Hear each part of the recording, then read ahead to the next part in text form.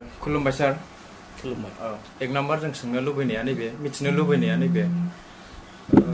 आथिखालाव बिटिआर सरकारा मोनफ्रोमबो जिल्लाफोराव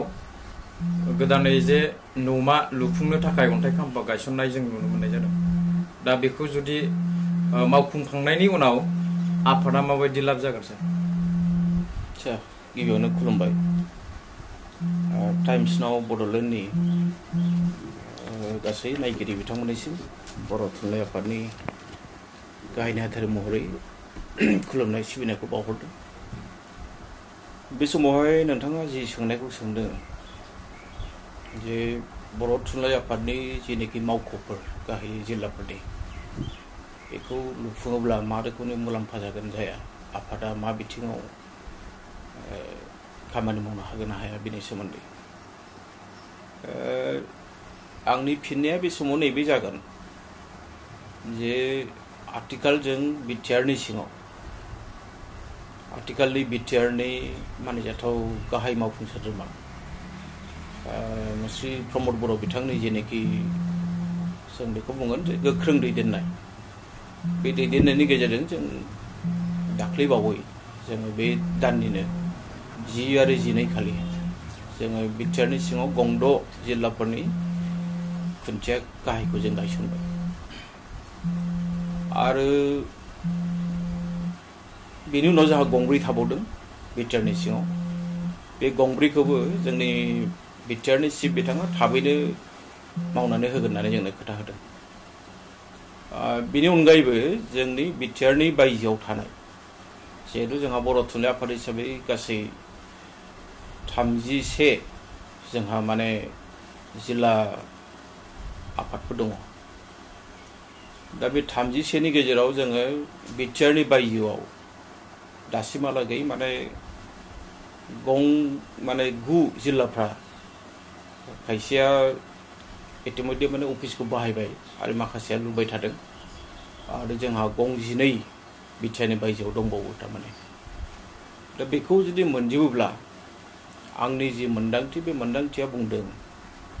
जे बर' थुनलाइ आफाद हिसाबै जोङो एसेबाबो मोनसे गोख्रोंसिन जागोन। मानो होननानै बुङोब्ला आथिखालाव जोंहा दिनैसिम ओरैबायदि माखासे जिल्ला आफादफोर दङ जाय आफादफोरा बेसेराफ्रा माने जिरायनानै सावरायनायनि मोनसे खाबुखौनो लानो हाया।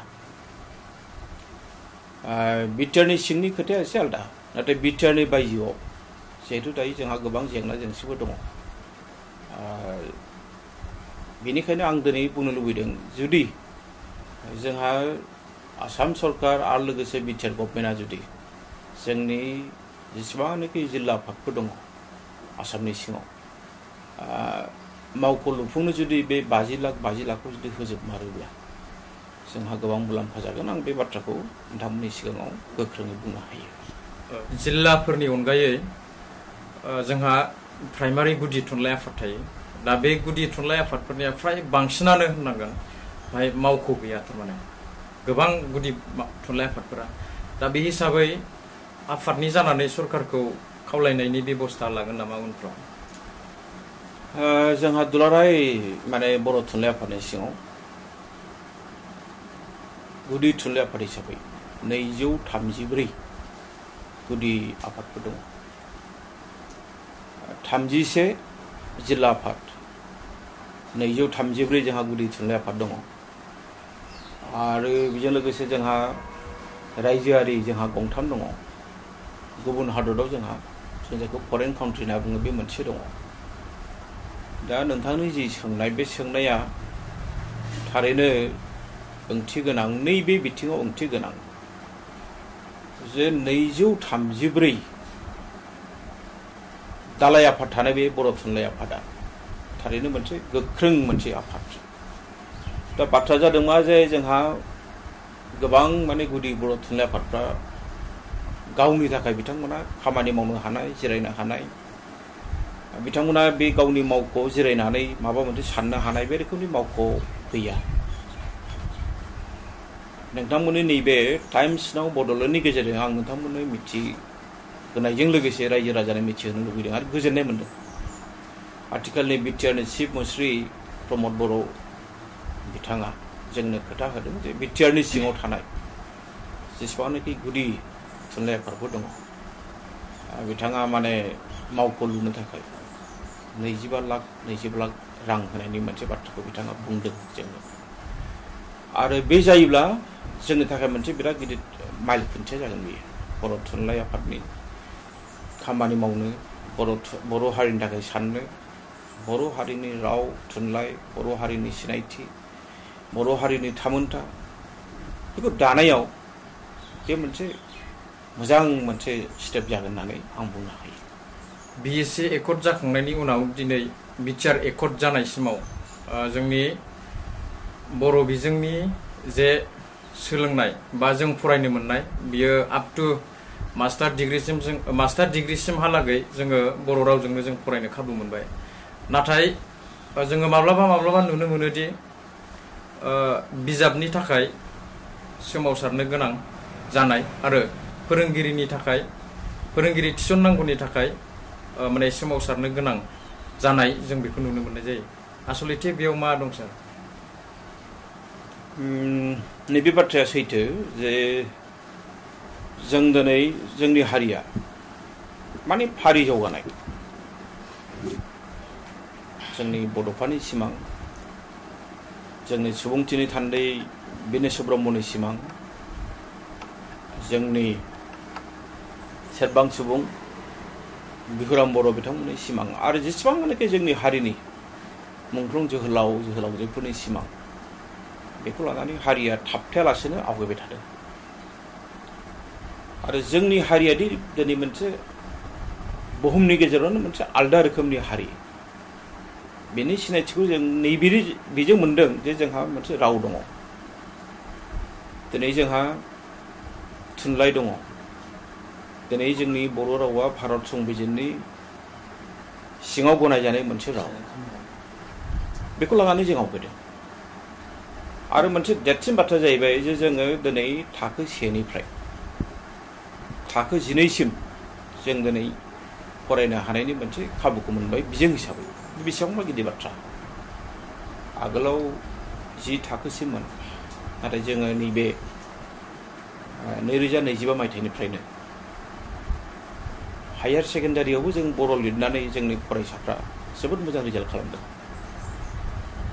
आरो बेवहाय नोंथाङा जेरैबायदि सोंदों जे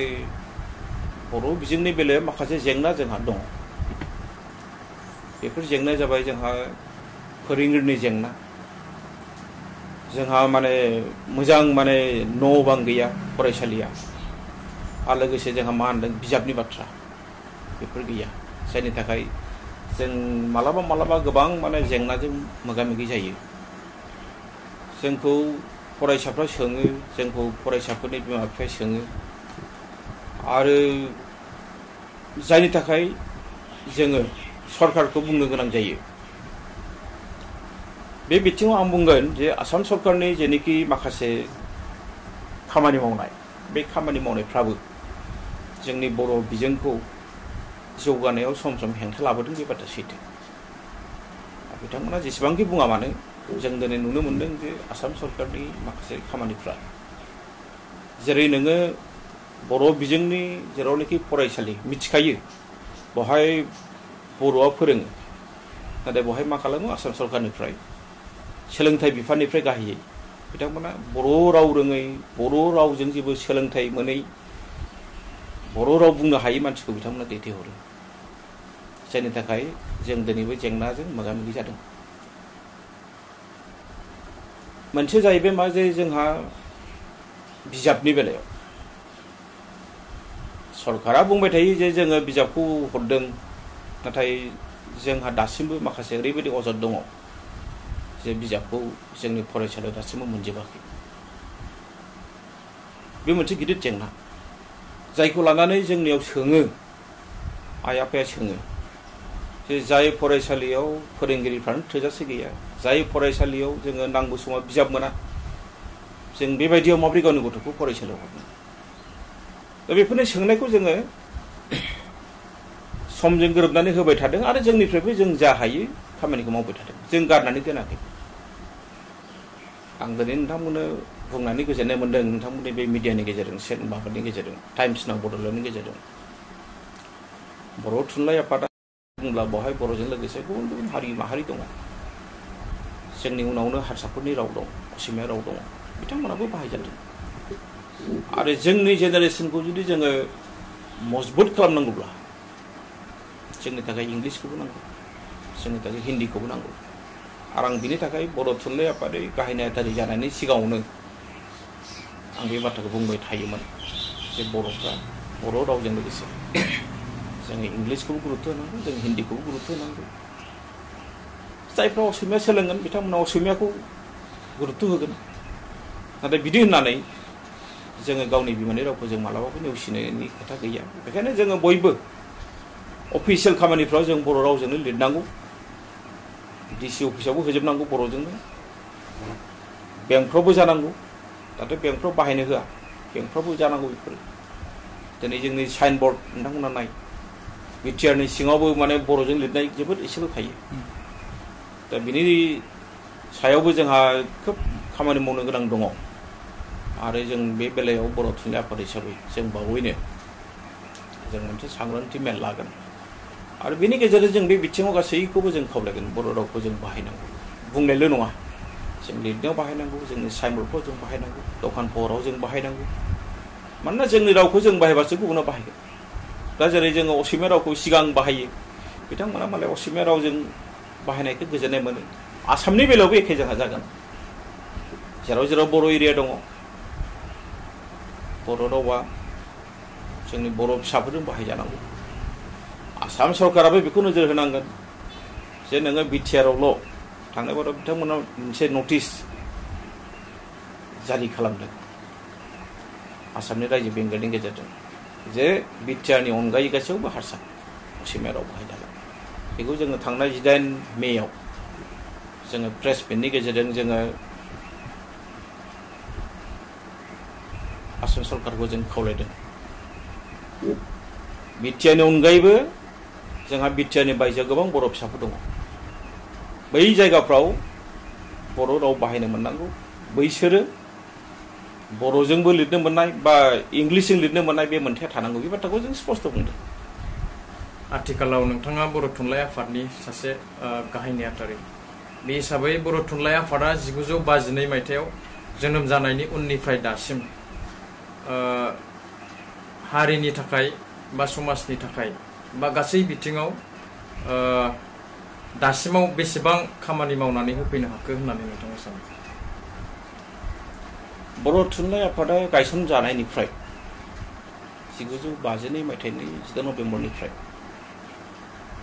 जोङो बुंनो थाङोब्ला दासिम 74 बोसोराव आगान सुरबाय बिनि गेजेराव गोबां माने गोजौ गाहाय सौग्राव सौसि जों मोनबोदों दिनै नोंथांमोना जोंनि हारिनि जायफोरनाखि दैदेनगिरि बिथांमोना जुदि जोङो बुंनो थाङोब्ला आं दिनै नोंथांमोननो बुंगोन जे आंखौ लानानै दासिम बर' थुनलाइ आफादनि 13 सुबुंफ्रा गाहाय नेहाथारि बिबान लालांनाय आरो लोगोसे आफादगिरि महरै 15 दासिम आं बे बेलायाव मोनसे बाथ्राखौ बुंगोन जायफोर बिबान लानानै खामानि मावलांबाय बे गोलाव 74 बोसोराव रावनिबो मावनाया रावनिबो बिहोमाया खिन्थु खम नङा जों बेखौ आं बेखायनो बुंदों जे बिफांखौ गायजेननायनिफ्राय जों दिनै फांसे बिफाङा 74 बोसोराव आगान सुरफैबाय बे बिफांखौ 74 बोसोराव लाबोनाय सफैजायसिम लाबोनायनि आन्दोआव बे गासैबो बिबानगिरिफोरनि बिहोमाया खिन्थु समान बयहाबो दङ गावबा गाव बिथिङाव जोङो जयभद्र हागजेर बायदि गेदेमा सुबुं जाय सुबुङा जोंनि बर' हारि नङामोन बिथाङा डिमासा सुबुंमोन जोंनि गाहाय नेहाथारि महरै जाय जोंनि सनाराम थावसेन बिथाङा डिमासा मानसिमोन बिथांमोनाबोथ' बिहोमा होलांदों आरो बिथांमोन बिहोमा होनायखायनोथ' दिनै जोंनि बर' रावा आसामनि मोनसे मैखोम राव जाबाय भारत हादर बादि जेरावनाखि 1600नि बारा राव दङ भारत हादराव बेनि गेजेराव मोन 22 रावाल' भारत संबिजिरजों गनायजानाय राव बे 22नि गेजेराव जोंनाबो मोनसे बेखायनो आं दिनै बुंगोन जे जोंनि जायफोर गेदेमा सुबुंफ्रा बिबान लानानै खामानि मावलांबाय बर' थुनलाइ आफादनि मानजाथाव आफादगिरि बर' थुनलाइ आफादनि मानजाथाव गाहाय नेहाथारि बिथांमोननि बिहोमाखौ बर' हारिया अराय सम मान होयो बिथांमोनखौ सिबियो आरो बिथांमोननि बिहोमानि थाखायथ' दिनै बर' हारिया जों बिसिम सफैदों मानो होननानै बुङोब्ला बड'फानि जि सिमां मोनसे गेरेमसा हारि दानाय बर'खौ लानानै गेरेमसा हारिया माजों जायो नोंहा राव थानांगोन नोंहा थुनलाइ थानांगोन नोंनि हारिनि हारिमु नोंनि हारिनि सिनायथि थानांगोन गासैबो थानानैसो मोनसे हारिया मोनसे आबुं हारि जानो हायो आरो बेखायनोथ' बड'फाया गावनि स्वार्थखौ नागारजोबनानै बिनेश्वर ब्रह्म सार बायदि सुबुङा गावनि साराथ' गोसो जाब्ला ओरैबायदि आराम जिउ खांनो हायोमोन नर्थ इस्टनि एफसिआइनि देरसिन सासे सुबुं बिथाङा नाथाय बिथाङा मा खालामखो गावनि जिउखौ बाउसोमलांदों बर' हारिनि थाखाय बिहुराम बर' सारनि कन्ट्रिबिउसनाबो बिहोमाबो एसेल' नङा गासैयाबो बिहोमा दं दा बेखायनो आं बुंगोन जोंनि हारिखौ जोंनि हारिनि रावखौ जोंनि हारिनि थुनलाइखौ नैबे समसिम लाबोनायाव बिथांमोननि बिहोमाया जों अराय सम गोसोखांनांगोन आरो जों बिथांखौ बावनो मोननाय नङा बर' थुनलाइ आफादा जोंनि बर' हारिनिनो मोनसे सिनस्रि आफाद नाथाय खायसे सुबुंफोरा बुंनो नागिरो जे दिनैनि बर' थुनलाइ आफादा माने राजखान्थिनि उनसो माने जाय माने रुलिं बेजोंसो बिनि खिबुसो खारफायो होननानै गोबां मानसियानो बुंनो नागिरो सार बियो बेसेबां सैथो खायसे मानसिफ्रा ससमा गोसोम गाननानै थायो आरो बिथांमोननि नोजोराव बे रोखोमनि नुयो दिनै जोङो बिटिआरनि सिङाव थानाय गंद' जिल्लाफ्रावदि बिटिआर गभर्नमेन्टआ आसाम गभर्नमेन्टनि थ्रुयै हरनाय रांजों जायखौ बुंदों इनफ्रास्ट्राक्चार डेभेलपमेन्ट 2025 एन्ड 2026 बेखौनो जुदि बुंनो नागिरदोंब्ला बे बिथांमोननि खोथा बेनो जुदि राजनैतिकनि खिथि खारनाय जादोंब्ला आरो जुदि बेनो राजखान्थिजों खिथि खारनाय जायोब्ला जोंनि मोनफ्रोमबो बर' थुनलाइ आफादनि गेवलां मेलाव जुथुमायाव जोङो आसामनि गिबि मन्थ्रिखौ लेंहरो भारतनि सोरबा मन्थ्रिखौ लेंहरो बेफोरबो राजनिति जानांगोन नाथाय जेब्ला जोङो जोंनि जेंनाखौ लानानै जोंनि आसामनि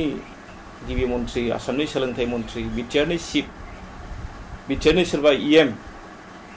जों बिथांमोननि मदद लानो थांनायावबो जुदि सोरबा राजनिति नुयोब्ला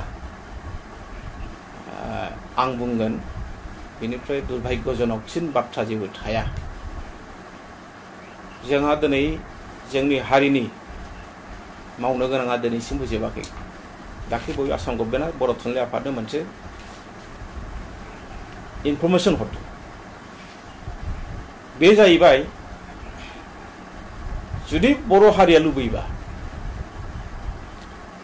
दाथ' जोंहा थाखो 12सिम थाहैबाय ग्रेजुवेट लेभेलावबो बर' रावजों फरायनो हागोन फोरोंनो हागोन आरो जुदि बर' हारिया लुबैबा एमए आवबो बर'जों फोरोंनो हागोन बिथांमोना बेखौ बुंगोन नामा जे बर' थुनलाइ आफादा राजनिति खिथि खारनानै बेखौ लाबोदों होननानै बुंगोन नामा जोंनि हारिया दिनै आसाम सरकारा बुंहरदों नाथाय जों दाख्लि जोंनि 15 जुलाइनि जे मोनसे एक्जिकिउटिभआव जों मोनसे स्पष्ट बाथ्रा बुंदों आसाम सरकारा हरदोंब्लाबो बिए लेभेलावबो बर'जों लिरनो हानाय फरायनो हानाय हरदोंब्लाबो एमए आवबो फरायनो हानाय लिरनो हानाय हरदोंब्लाबो जों मोनसे बाथ्राखौ स्पष्ट बुंदों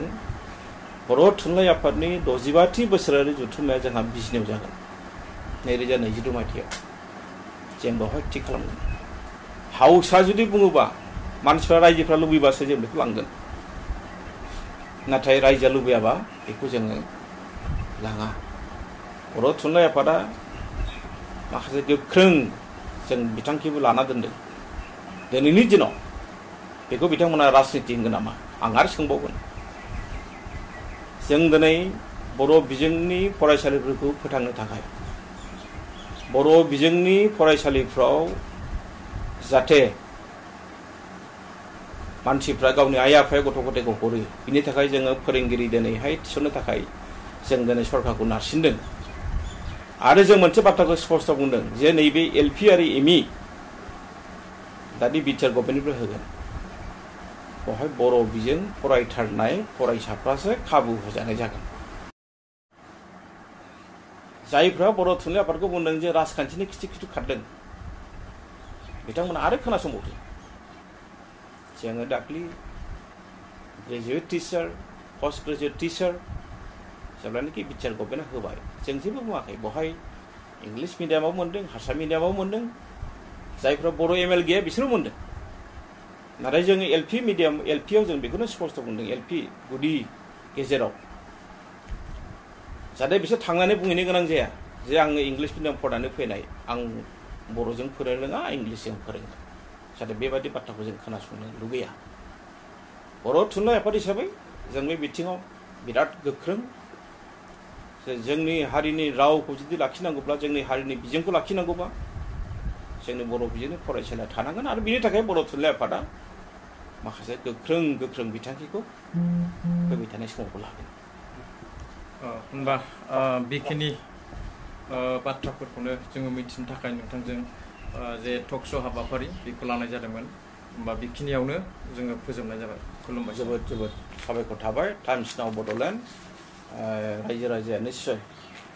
जोंनि बे टाइम्स नाव बड'लेण्डनि जेनोखि दिनै जों टक श' लादों बेखौ नायगोन आरो बिथांमोना फिडबेकखौ जों उनावहाय मोनगोन गोजोन्थों थेंक इउ सार